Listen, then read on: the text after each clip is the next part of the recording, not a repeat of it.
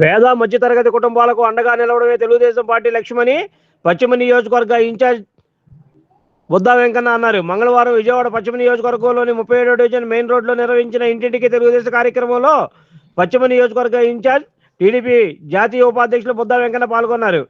పేర్ల దుర్గాప్రసాద్ ఆధ్వర్యంలో బుద్దా వెంకన్న తెలుగుదేశం పార్టీ జెండా ఆవిష్కరించి అనంతరం డివిజన్లోని నిరుపేదలకు చీరలు, స్టీల్ బాక్సులు పంపిణీ చేశారు. ఈ సందర్భంగా బుద్దా వెంకన్న మాట్లాడుతూ పేద మధ్యతరగతి కుటుంబాలకు అండగా నిలవడమే తెలుగుదేశం పార్టీ లక్ష్యమన్నారు. ప్రజలు, వ్యాపారస్తులు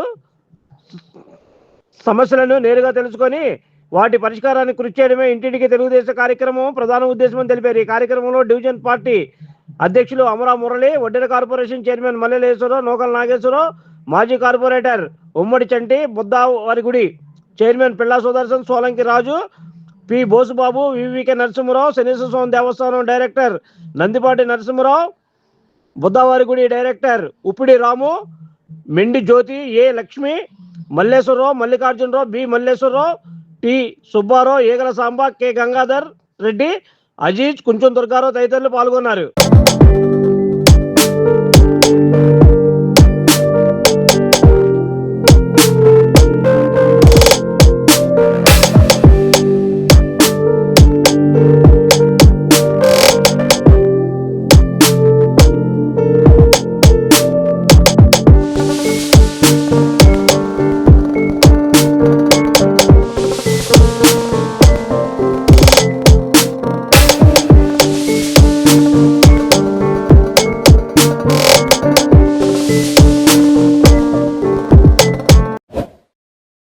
Like, subscribe and press the bell icon for new updates.